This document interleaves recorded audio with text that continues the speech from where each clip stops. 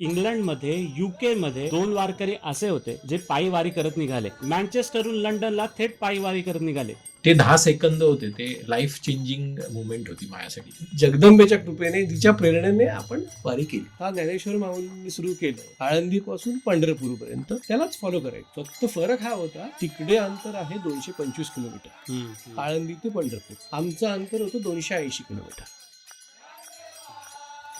रामकृष्ण हरी माऊली. तुमचं सगळ्यांचं स्वागत आहे आपल्या युट्यूब चॅनलमध्ये, ज्याचं नाव आहे मराठी माणूस इन UK, आणि आपल्या हक्काच्या मराठी पॉडकास्ट शो मध्ये, ज्याचं नाव आहे तुमच्या आमच्या मनातलं, ज्याच्यात आम्ही सांगतो 7 समुद्रापार असलेल्या आपल्या माणसांच्या गोष्टी.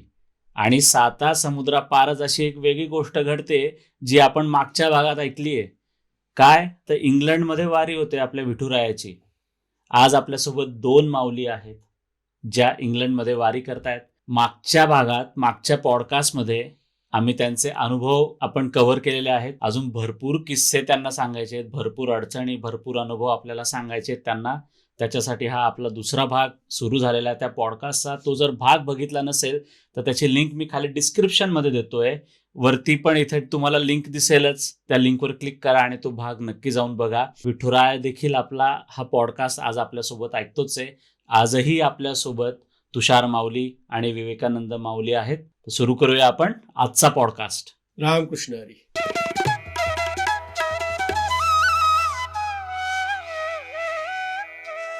कसा मुक्काम केला, कुठे मुक्काम केला, कसा संपर्क केला. आणि अननोन असताना निव्वळ एका फोनवर मराठी माणूस की बाबा एक वारी करतोय, ओनली दॅट वॉज इनफ. तुमचं घर ओपन करून देणं एका 2 अननोन व्यक्तींना, right, it's is a big thing, right, परदेशामध्ये. म्हणजे असं म्हणता येईल ना की तुम्हाला प्रत्येक माणसात देव भेटत गेला. इंग्लंडमध्ये किंवा परदेशात हे असं नाहीच घडलंय कधी. तर इथला जो समाज आहे हा बऱ्यापैकी ख्रिश्चन समाज आहे किंवा अजून वेगवेगळ्या समाजाचे लोक आहेत. यांनी काही आक्षेप घेऊ नये, तर याची काळजी कशी घेतली तुम्ही? हा खरंच आपला स्वार्थी स्वभाव आहे का, की आपण वारी करतोय, आपली एक काहीतरी एक इगोइस्टिक इच्छा आहे समजा, आणि त्या इच्छेसाठी आपण समजा चालतोय. लोक का त्याच्यासाठी एवढी त्यांनी खरंच धडपड करावी?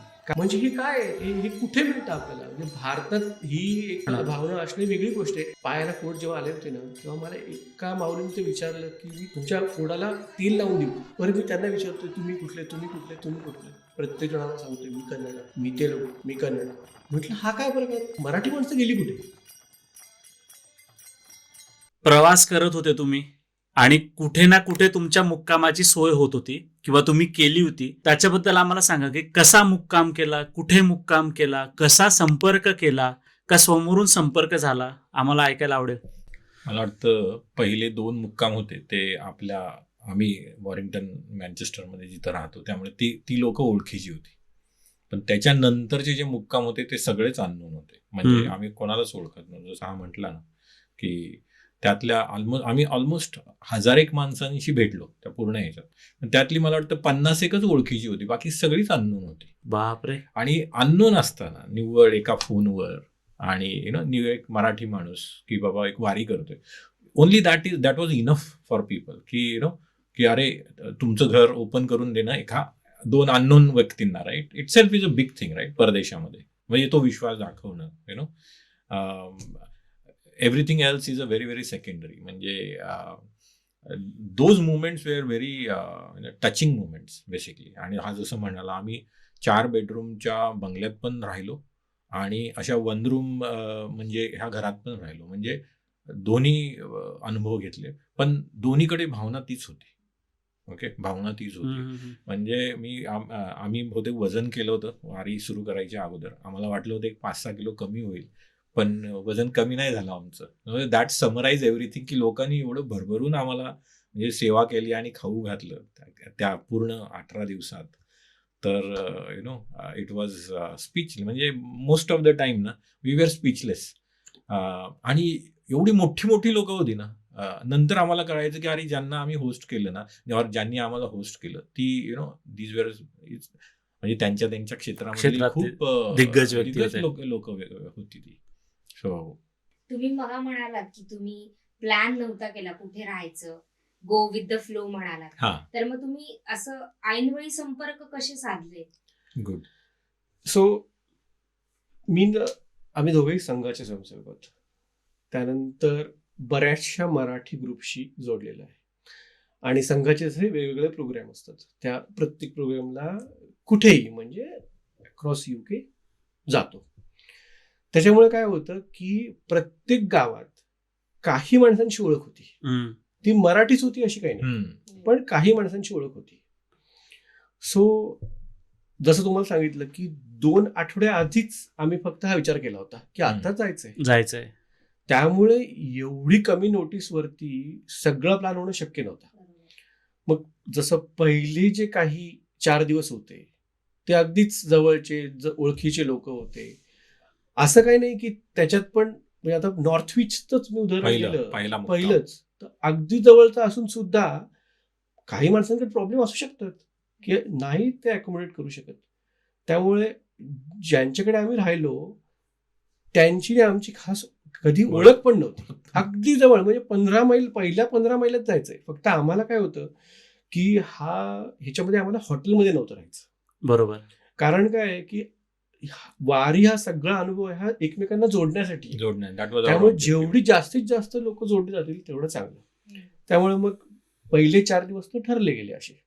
त्याच्यानंतर काय झालं की आम्ही चालताना एक ठरवलं होतं आम्ही पहिल्यांदा की विठ्ठल विठ्ठल म्हणत जायचं. पण भारतातली वारी असते त्याच्यामध्ये टाळ, मृदुंग, नाच सगळं असताना विठ्ठल विठ्ठल म्हणणं सोपं आहे. तुम्ही दोघंच जेव्हा असता तेव्हा विठ्ठल विठ्ठल म्हणणं खूप कठीण आहे. मग आम्ही काय करायचो तरी सुद्धा ठरवून ठेवलं होतं, एक पाऊल टाकलं की विठ्ठल, पावलावर विठ्ठल, पावलावर विठ्ठल, पावलावर विठ्ठल असं म्हणत जायचं. किती म्हणणार पण शेवटी, नाही तर समाधीत लागायची तिथले.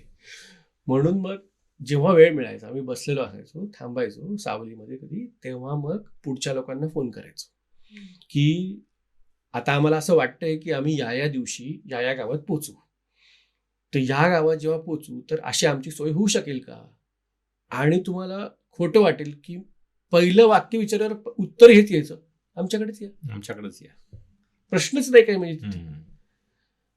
आणि प्रत्येकाने एवढी म्हणजे प्रचंड भावना दाखवली त्याच्यामध्ये की पायाला फोड जेव्हा आले होते ना तेव्हा मला एका माऊलीने ते विचारलं की मी तुमच्या फोडाला तेल लावून देऊ का. म्हणजे हे काय हे कुठे मिळतं आपल्याला. म्हणजे भारतात ही एक भावना असणे वेगळी गोष्ट आहे. आपण इंग्लंडमध्ये आहोत, इंग्लंडमध्ये असं असताना ही माऊली विचारतीये की तुमच्या फोडाला मी तेल लावून देते.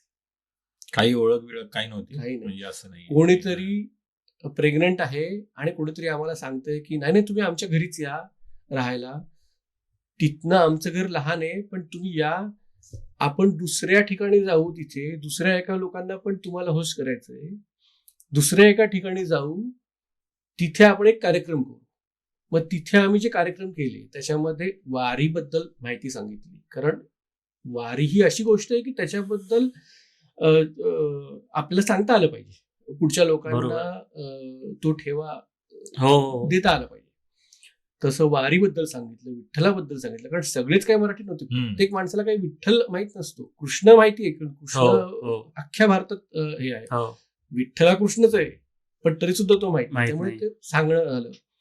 त्यानंतर मंदिराची जी स्थापना झाली त्याच्याबद्दल माहिती सांगितली गेली. त्याच्यानंतर UK मध्ये आपण काय अवेअरनेस करू शकतो, म्हणजे हिंदू स्वयंसेवक संघाकडनं काय मदत होते, कसं काही प्रोग्राम्स केले जातात, किंवा वेगवेगळ्या आणखीन त्यांच्या ज्या ऑर्गनायझेशन्स आहेत, सिस्टर ऑर्गनायझेशन्स, त्याचं म्हणजे इनसाइट UK किंवा त्याच्यामध्ये काय केलं जातं, अशी सगळ्याची माहिती, भजन, कीर्तन, निरूपण, अशा सगळ्या गोष्टी. आणि तुम्हाला खोटं वाटेल की आम्ही एका ठिकाणी जेव्हा लेविंग्टन स्पा या ठिकाणी गेलो होतो तेव्हा अगेन असंच मी फक्त त्यांना फोन करून सांगितलं होतं आम्ही तुमच्या घरी येतोय, अगेन संघाची ओळख.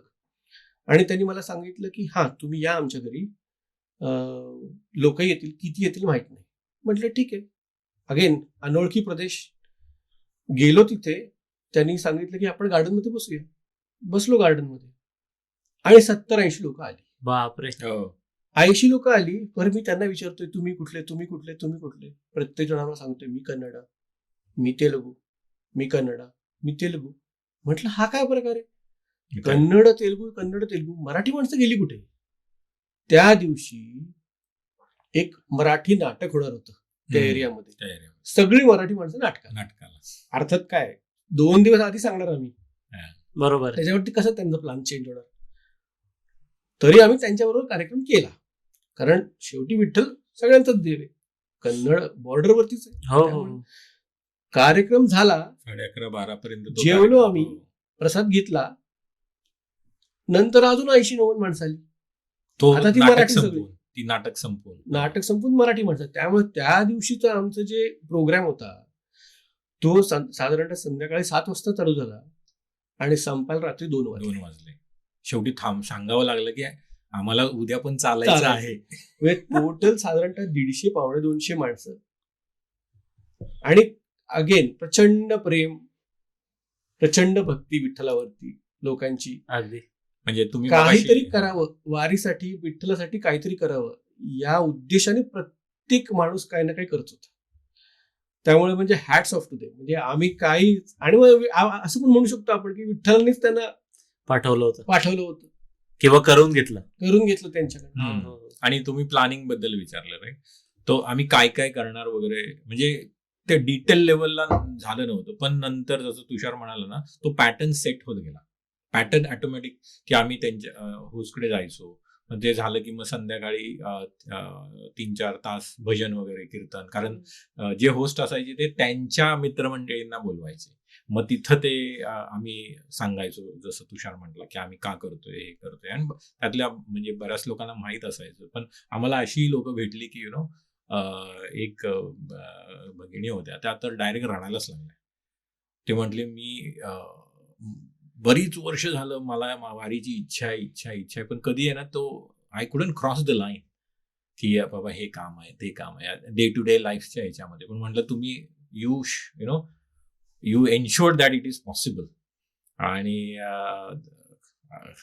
म्हणजे बऱ्याच लोकांनी ती इच्छा बोलून दाखवली. आणि बरेच लोक, म्हणजे तो पॅटर्न जो म्हणतोय ना, मग ते भजन करायचं. मग नंतर रात्री तो कार्यक्रम संपला की मग दुसऱ्या दिवशी मग त्यातले काही होस्ट कधी कधी आमच्या बरोबर 3-4 मैल चालत यायचे, आणि कधी कधी 3-4 मैल अगोदर आम्हाला भेटायला यायचे, आणि मग ते आमच्या बरोबर प्रतिकात्मक वारी वगैरे किती करायचे. छान. तोच पॅटर्न सेट होत गेला. आणि ऍव्हरेज 15 मैलचं डिस्टन्स होतं, आणि आम्ही ठरवलेलं की वर्स्ट केस प्लॅनिंग करायचं. कारण भारतामध्ये वारी म्हणजे सगळी सिस्टमॅटिक असते.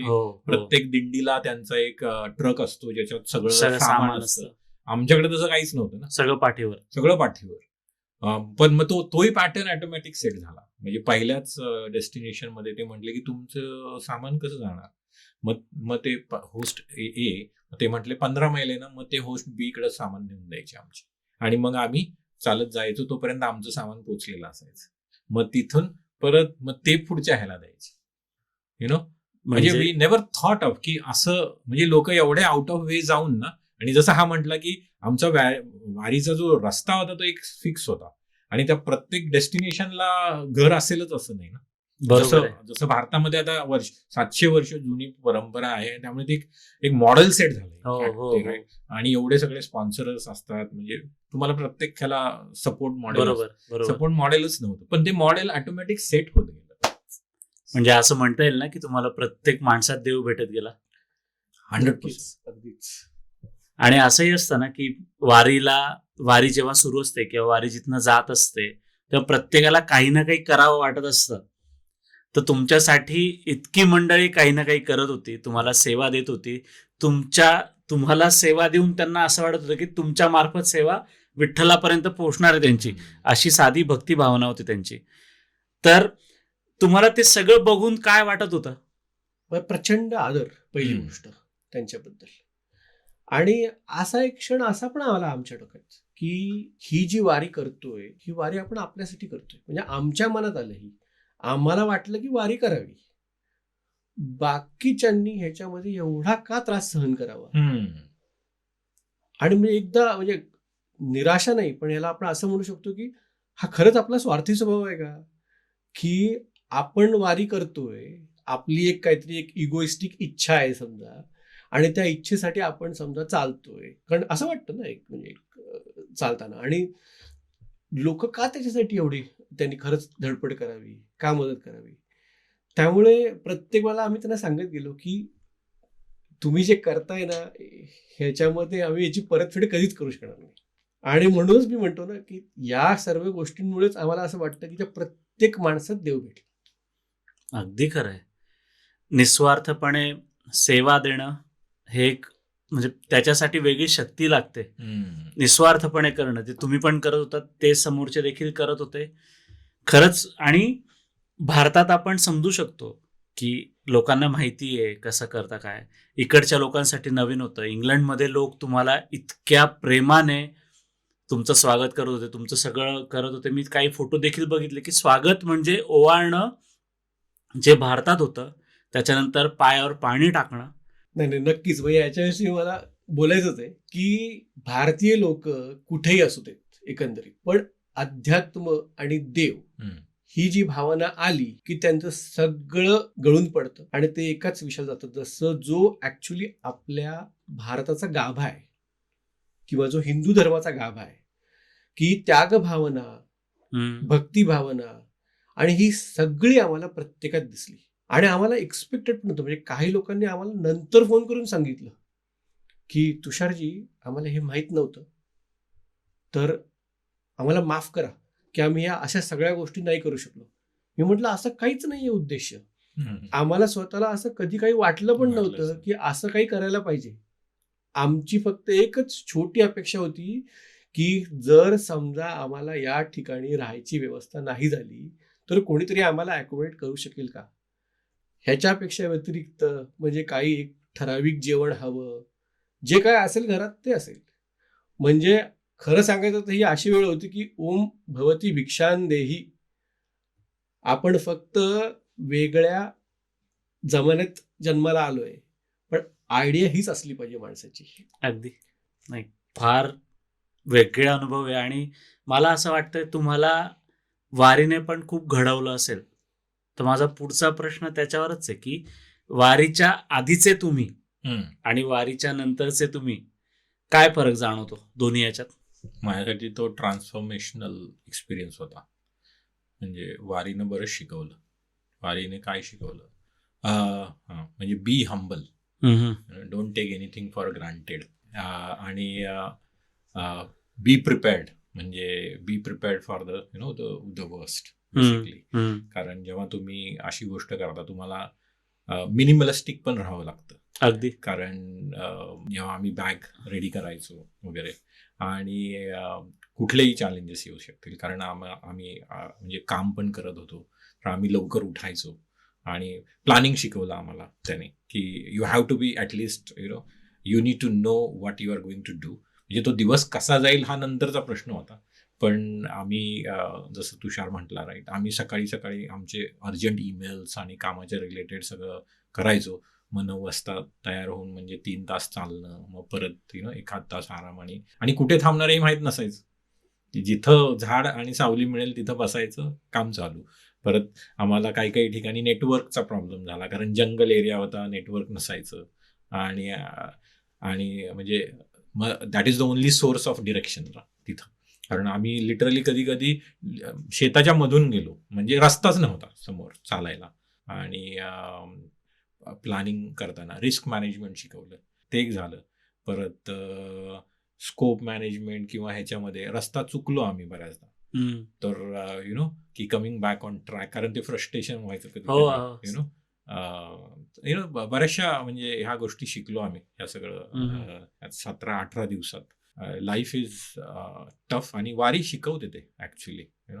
आणि तो एक विलक्षण, म्हणजे माझ्यासाठी तर तो एकदम ट्रान्सफॉर्मेशन. आणि ही जी मंडळी भेटली राईट 17 दिवसात अननोन, आणि जेव्हा जेव्हा आम्ही अडचणीत सापडलो, काय 1-2 दिवस तर आम्हाला माहित होतं की आम्ही निघालोय, पण कुठे थांबणार आहे माहित नव्हतं.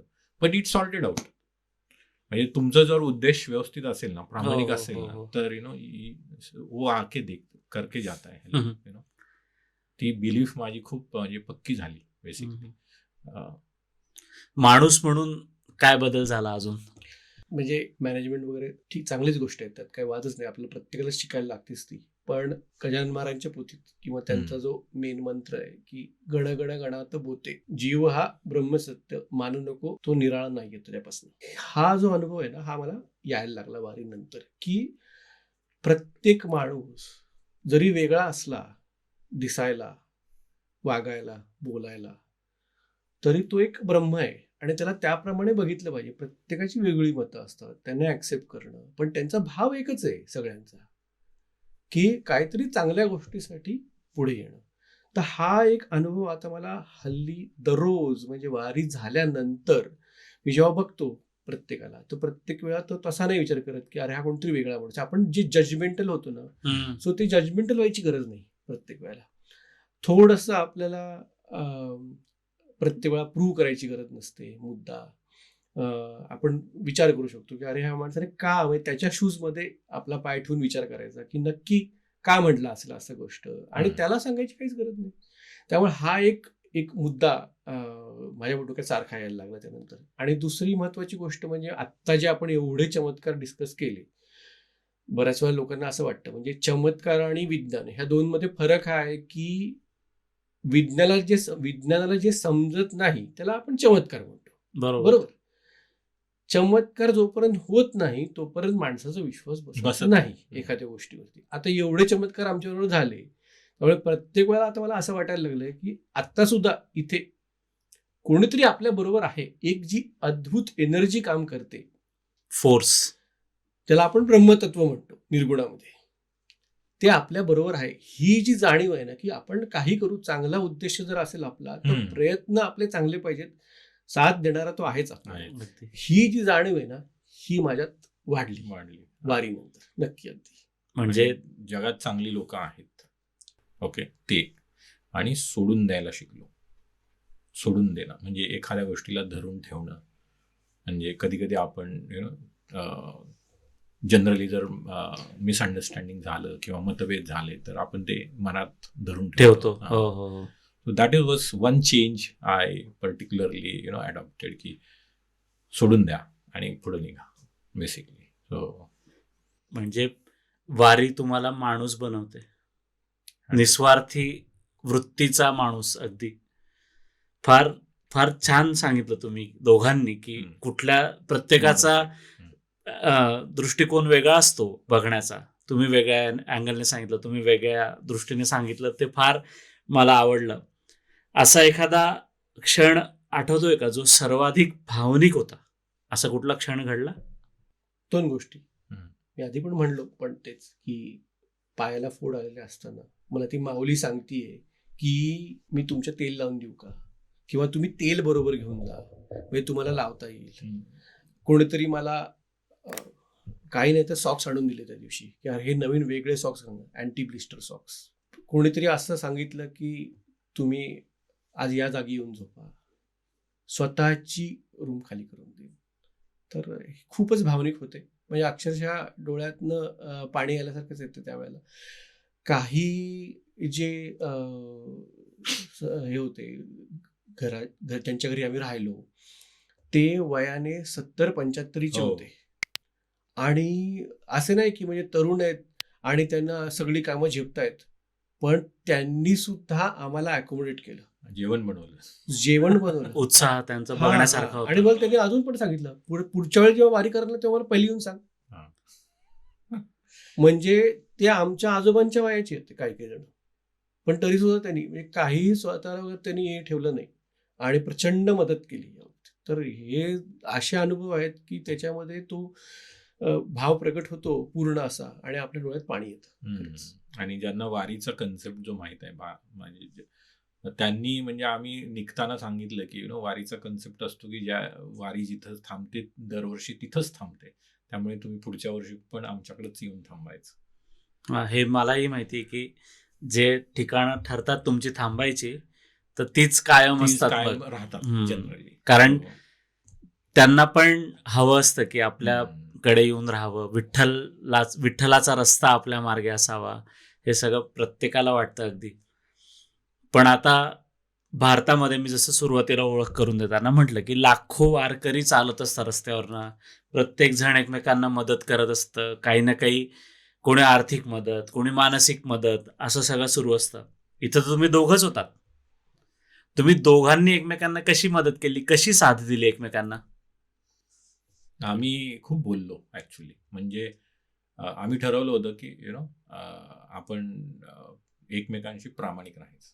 म्हणजे परखड मत व्यक्त करायचं, नो असं गुडी गुडी आणि असं sometimes you try to be on the good books always, की अरे असं बोललं तर म्हणजे वाईट वाटेल वगैरे. तर तो एक आम्ही नियम पाळला.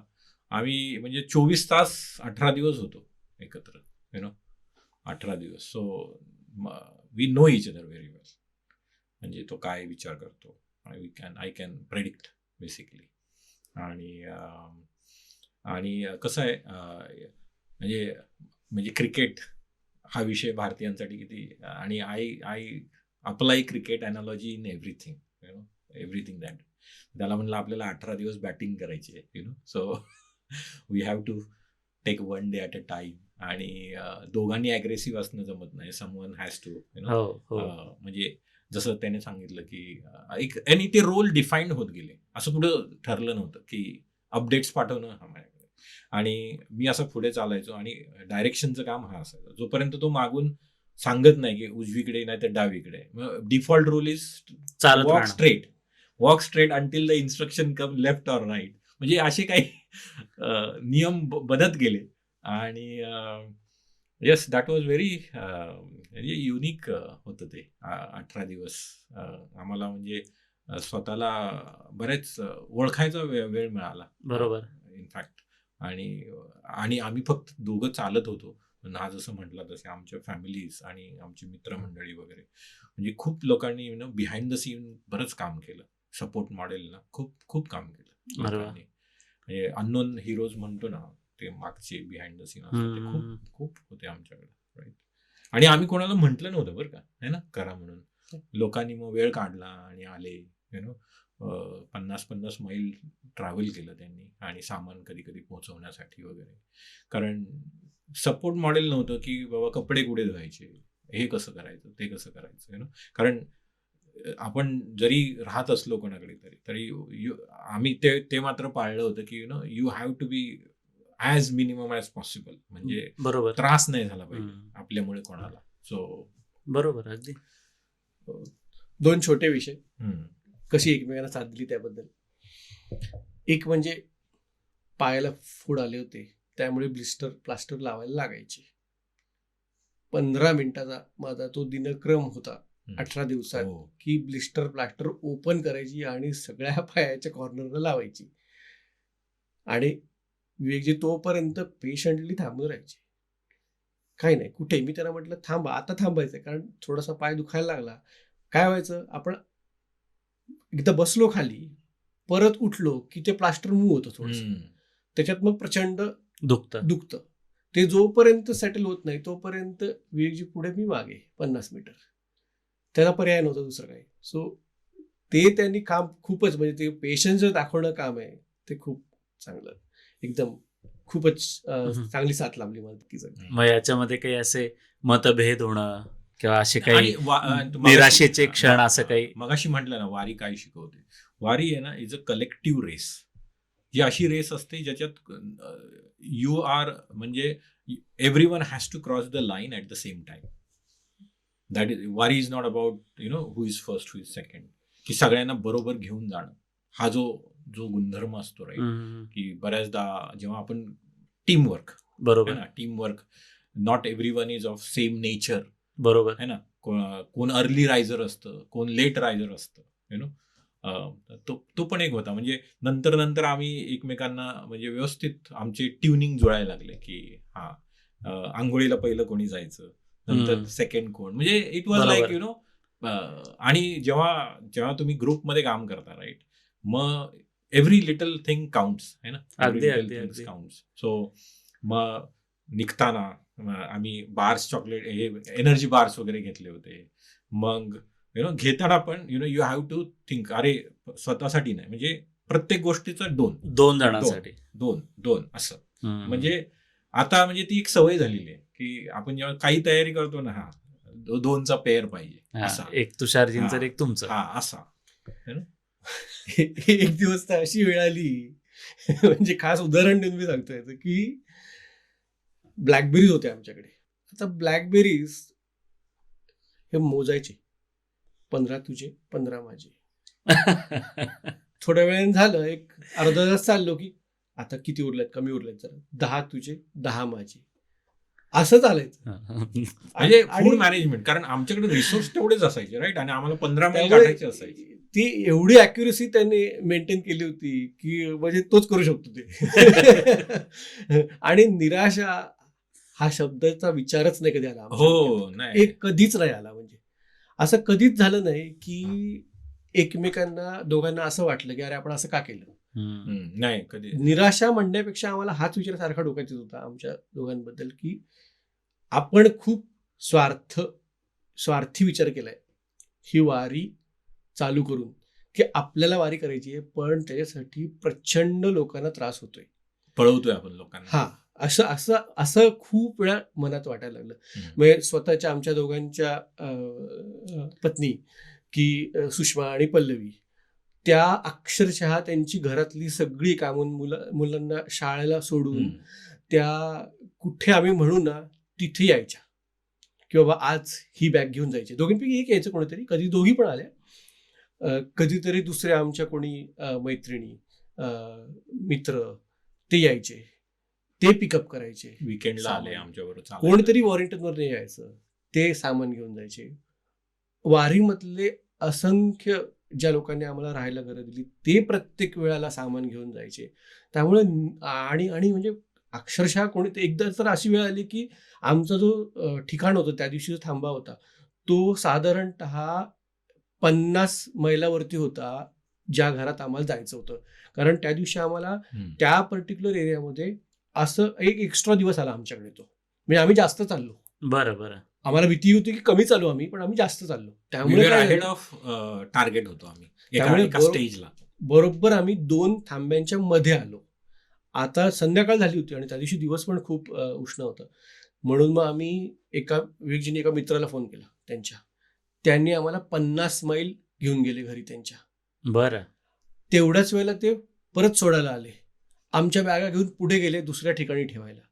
मी म्हटलं की हे सगळं म्हणजे काय, हे का आपण एवढं सगळं करतोय, हा एवढा का हट्टीपणा. पण आता खरंच ह्याच्यावरती विचार करायला हवा थोडंसं. पण मला असं वाटतं की तुमच्या मनात चांगलीच भावना होती की तुमच्यामुळे कोणालाच त्रास होऊ नये. पण तुम्ही असंही समजा की हे जे तुम्ही कार्य केलंय, हा जो पाया रचलाय, जे इथून आता सगळं उभं राहणार पुढचं, असं मला स्पष्ट चित्र दिसतंय. तर हे तुम्ही चांगलं कार्य सुरू केलंय, विठ्ठलाचं नाव सगळीकडे पोहोचवण्याचं. आणि नक्कीच तुम्हाला कायम लोक लक्षात ठेवतील की ही दोन मंडळी होती, ह्या 2 व्यक्ती होत्या की ज्यांनी हे सगळं कार्य सुरू केलं. त्यामुळे चांगली भावना मनात असणं हे चांगलंच आहे की आपल्यामुळे कोणाला त्रास होऊ नये. तर माऊली, माझा पुढचा प्रश्न हा आहे आता की वारी आतापर्यंत तुम्ही केली सगळी, त्याच्यात असे काय काय ऑन द स्पॉट निर्णय तुम्हाला घ्यावे लागले की इकडे जाऊ तिकडे जाऊ काय, किंवा काही गोष्टी वेगळ्या कराव्या लागल्या, तर याच्या पुढे जर अशीच वारी करायची असेल तर काय बदल करणार त्या वारीमध्ये? अगदीच म्हणजे चांगला प्रश्न आहे हा.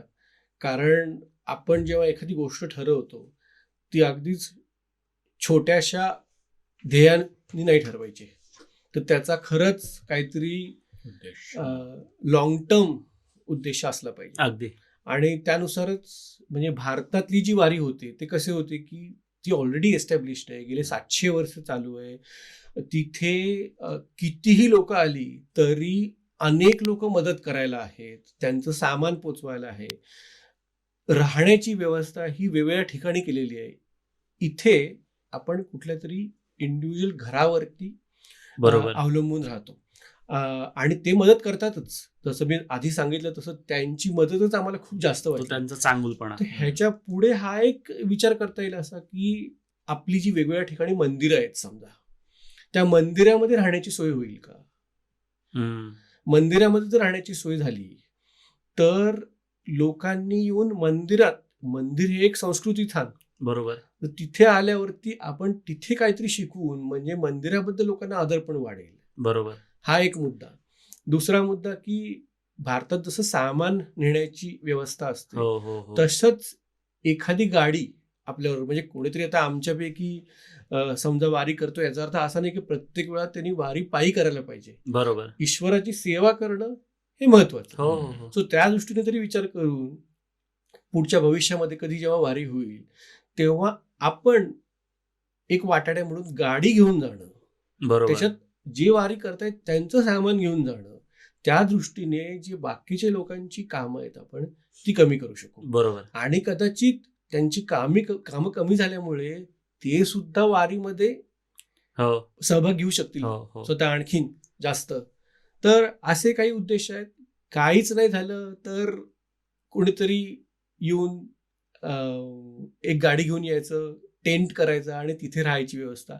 अगेन हे सगळं जसजसं वारी पुढे जाईल, जसजशी वर्ष उलटत हो, जातील, हो. लोकांमध्ये इंटरेस्ट डेव्हलप होईल, तशा चांगल्या गोष्टी अजून इम्प्रूव्ह करू शकतो. हो. आणि बरीच लोक पुढे येतील सेवा द्यायला. नाही, मला स्वतःला असं वाटतंय की हा पॉडकास्ट बघून पण बरीच लोक प्रवृत्त होणार आहेत. कारण सेवा काय फक्त आपण आता जे बोललो की गाडी सोबत असणं, कपडे नेणं इतकी नसते. भारतात एक डॉक्टरांची गाडी अक्षरशः कायम सोबत असते, करेक्ट. औषधं घेऊन सोबत असतात. त्याच्यानंतर एक गाडी अशी पण असते की समजा चालणारे थकले, त्रास असेल तर थोडा वेळ गाडीत जाऊन बसतात. मग पुढे गाडी म्हणजे त्यांची ती ट्रक असतो तो 407 किंवा हो, हो. मॅटेडोर जी आपण म्हणतो तिला. तर तशा गाड्या सोबत असणं, तर हे मला असं वाटतं की ही चळवळ उभी राहणार आहे आणि वारीची परंपरा वाढणार आहे असं वाटतंय मला अगदी. आम्हाला एक बर्मिंगहम मध्ये आपण त्या भागातून जेव्हा आम्ही चाललो होतो त्यावेळी देवळामध्ये नंतर आम्ही एक कार्यक्रमाला गेलो होतो तिथे. तर तिथं एक मला वाटतं पाकिस्तान मधल्या पंजाब प्रांतामधली एक महिला होती, ती पोलीस होती तिथे. बरं. तर ती म्हणली पुढच्या वेळी जेव्हा तुम्ही चाल त्यावेळी मला नक्की सांगा, I will provide the protection while you are passing through that. अरे वा. So everyone was shown that कारण तिला पण खूप म्हणजे बऱ्याचशा लोकांना म्हणजे ते स्पीचलेसच व्हायचे जेव्हा त्यांना कळायचं की आम्ही एवढं चालतोय. बरोबर. आणि they wanted to help basically की आम्ही काय करू शकतो. अगदी अगदी अगदी सेवा देण्याचा भाव प्रत्येकाच्या होता. मनात असतोच. होता. तर आता आपण पॉडकास्टमध्ये बरंच बोलतोय, बरेच अनुभव तुम्ही शेअर केले आणि तुम्हाला जर आता आपली एकंदरीत वेळ बघता आपल्याला असंही लक्षात येतं की अनुभव खूप सारे आहेत आपल्या ह्याच्यात. पण आता या सगळ्यांमधनं एक कठीण प्रश्न की सगळ्या वारीला एका वाक्यात सांगायचं असेल तर कसं सांगणार? जगदंबेच्या कृपेने मानवतेच्या आधारावरती सगुणाकडून निर्गुणाकडे केलेला प्रवास म्हणजेच अंतर्मुख होण्याचा प्रयत्न. अरे वा. वारी घडते माझ्या मते. म्हणजे ते ठरवून होत नाही. एवढंच मी म्हणेन बेसिकली की तुमच्याकडून जर घडायची असेल वारी तर you become part of it automatically. बरोबर. तुमच्यासाठी त्या गोष्टी घडत जातात आणि पांडुरंग ती ऑपॉर्च्युनिटी क्रिएट करतो तुमच्यासाठी. अदरवाईज माझ्या बाबतीत म्हणायचं म्हटलं तर मला भारतात जावं लागलं असतं वारी करण्यासाठी, पण I was so fortunate enough की त्यांनी ती ऑपॉर्च्युनिटी इथे दिली तुम्हाला, क्रिएट करून दिली within 6 months. So that was the life changing movement माझ्यासाठी.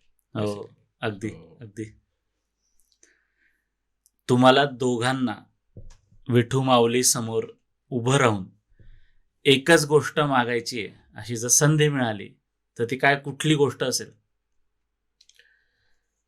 अगदीच सोपं आहे. म्हणजे आधीच्या आपल्या संतांनी जे काम केलेलं ना तेच आहे आणि जे मागणं अगदी सोपं आहे. सदा सर्वदा योग तुझा घडावा, तुझे कारणी देह माझा पडावा, उपेक्षू नका गुणवंता अनंता, रघुनायका मागणे हेची आता, विठू माऊली मागणे हेची आता. जय जय रघुवीर समर्थ.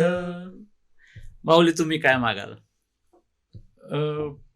स्वतःसाठी तर काही नाही मागणार टू बी ऑनेस्ट. कारण जसं ज्ञानेश्वरांनी सांगितलं राईट की ज्ञानेश्वर म्हणजे जे मी म्हटलं ना, मी सोडून द्यायला शिकलो, तर मला ती भावना माझ्यामध्ये आणखीन जास्त म्हणजे निर्माण व्हावी की ज्ञानेश्वरांना ज्यांनी त्रास दिला त्यांनाही त्यांनी माफ केलं. म्हणजे ज्या लेवलचा त्रास दिला आपण तर खूप म्हणजे त्या मानाने काहीच नाही आपण काहीच नाही.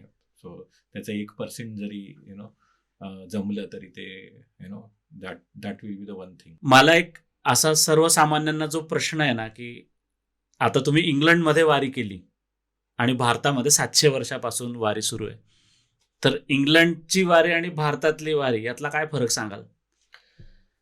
भारतातली वारी ही ऑर्गनाइज्ड वारी आहे, हे सगळं आपलं बोलून झालंय. वारीमध्ये तिथे ज्ञानेश्वरांच्या वारी असू दे, म्हणजे पादुका त्यांच्या असतात, किंवा तुकारामांच्या असतात पादुका असतात, किंवा शेगाववरनं गजानन महाराजांची हो, पालखी येते, हो. आणि त्या पादुका या पालखीत ठेवून आपण पुढे वारी, बरोबर. आणि त्याच्याबरोबर मागे दिंडी चालते. आम्ही दोघंच वारी करत होतो. दोघं असताना आपण असं कसं करू शकतो की पालखी एवढी मोठी जड घेऊन जाऊ शकतो? तर मग त्याच्यासाठी हा विचार आला एक डोक्यात की ज्ञानेश्वर माऊली म्हणा, किंवा तुकाराम महाराज म्हणा, किंवा गजानन महाराज म्हणा, या सगळ्यांचं महत्व कशात आहे? तर त्यांच्या विचारात आहे. त्यांचे विचार म्हणजे काय? तर त्यांनी ऑलरेडी लिहून ठेवलेत. ज्ञानेश्वरांनी ज्ञानेश्वरी आहे, तुकारामांच्या गाथा आहेत, गजानन महाराजांचा गजानन विजय ग्रंथ आहे. तर आम्ही ठरवलं की हे ग्रंथच आपण आपल्या बरोबर घेऊन जाऊ. हीच पालखी आपली. हीच आपली पालखी, विचारांचीच त्यांना पुढे घेऊ, म्हणजे सदैव ती माऊली आपल्या बरोबर असेल. अगदी. तर हा एक महत्वाचा मुद्दा जो इथे युकेच्या वारीमध्ये आम्ही वापरला. बाकी वेश कुठला असू दे थोडासा बदलला गेला, कारण इथल्या वातावरणाला सूट, म्हणजे आपण अगदी फारच वेगळे नको दिसायला. इथल्या लोकांना पण असं वाटलं पाहिजे भगवाच घालायला पाहिजे असं काही नाही. आम्ही हायलाइटर कुठला तरी पाहिजे वेश म्हणून आम्ही भगवा, पिवळा, निळा असे वेगवेगळ्या प्रकारचे घातले. त्यामुळे रंग, वेश याला दुय्यम स्थान देऊन भावना या जास्त महत्वाच्या, आणि त्या जास्तीत जास्त लोकांना याव्यात यासाठी आम्ही त्यांच्यामधलाच एक असं करायचा प्रयत्न केला, जे आपल्याला सगळ्या संत सांगतात की तुम्ही विचारांना घेऊन जा, सगळ्यांना एकत्र आणा. तो फार महत्वाचा मुद्दा आहे. तर हा मुद्दा इंग्लंडमध्ये विचार करून वारी निघली. अरे वा.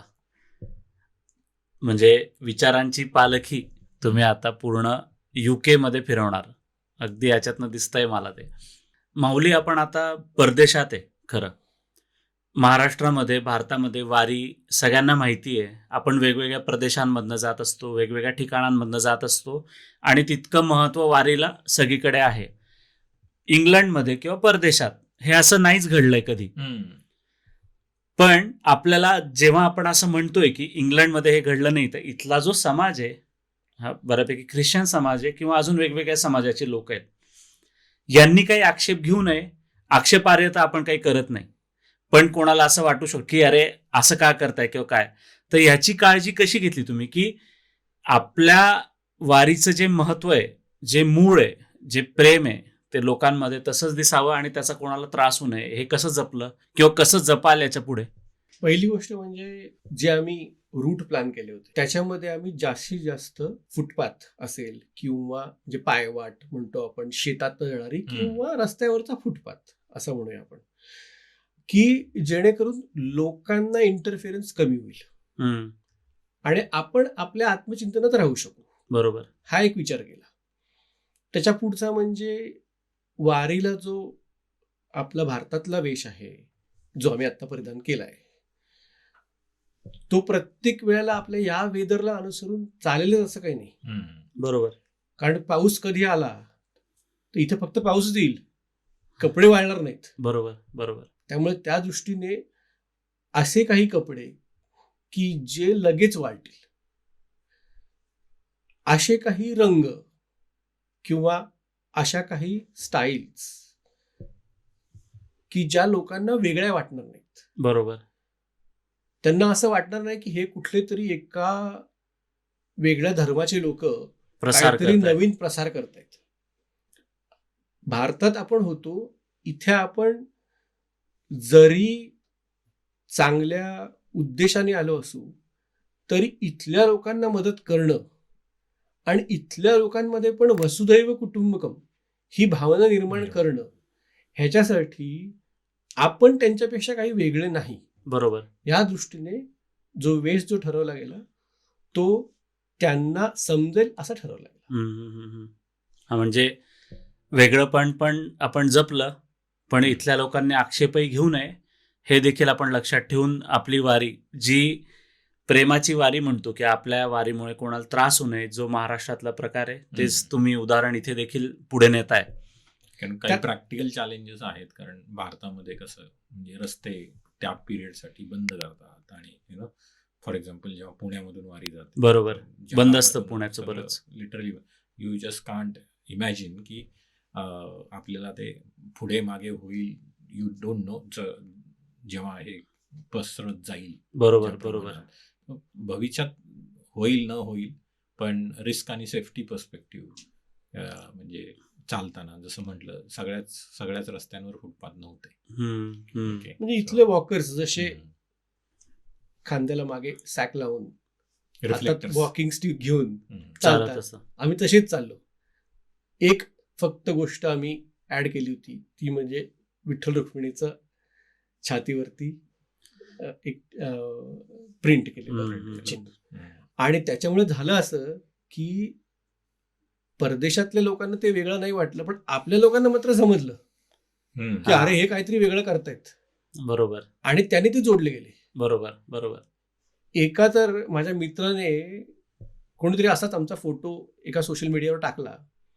त्याला कळलं अरे तुषार वारी करतोय, म्हणून तो आम्हाला साधारण 70 मैल करून भेटायला आला. नेमका त्याचा वाढदिवस होता, आम्ही तो साजरा केला तिथे एकत्र. अरे वा, तेच की म्हणजे वारीचं मूळ तुम्ही इथे इंग्लंडमध्ये जपण्याचा प्रयत्न करताय. आणि मला नक्की आवर्जून वाटतंय माऊली की ही चळवळ उभी राहणारे बरेचसे लोक तुम्हाला जोडले जाणारे.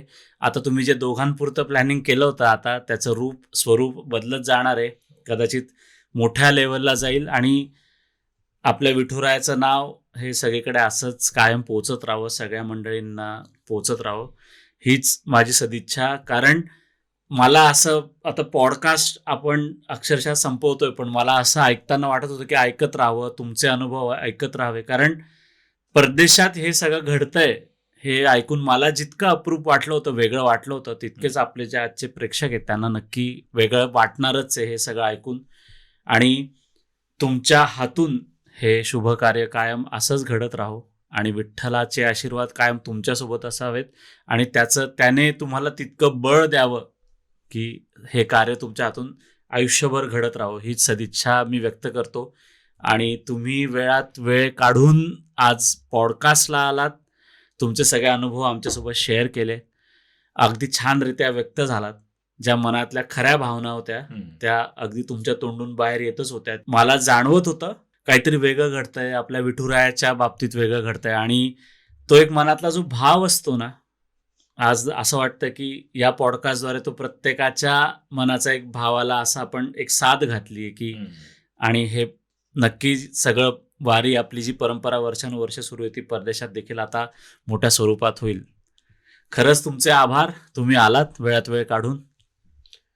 धन्यवाद. रामकृष्ण धन्यवाद हरी. पुष्कर माऊली, येस. तुमचे खास धन्यवाद की आम्हाला तुमच्या या पॉडकास्टमध्ये बोलवल्याबद्दल आणि संधी दिल्याबद्दल. कारण या एकमेव गोष्टीमुळे आपण जसा वारीचा उद्देश आहे तसं अनेक लोकांपर्यंत पोहोचू शकतो. अगदी अगदी. आणि स्पेशली थँक्स म्हणजे की आपल्या व्ह्युअर्सची सुद्धा, प्रेक्षकांची सुद्धा, की जे हा पॉडकास्ट ऐकतील. आणि मला अजून एक गोष्ट सांगायची, ती म्हणजे पुष्करजींनी हा उपक्रम चालू केलेला आहे, त्याच्यामध्ये ते फक्त अध्यात्म नाही तर अनेक वेगवेगळे विषय कव्हर करतायत. आणि आतापर्यंत त्यांनी बरेच असे विषय झालेले आहेत की जे लोकांना असं वाटतं की आपल्या यातलं माहिती आहे, पण जेव्हा पॉडकास्ट ऐकल्यावरती असं लक्षात येतं की अरे ह्याच्यापेक्षा आपलं खूप जास्त कळलं.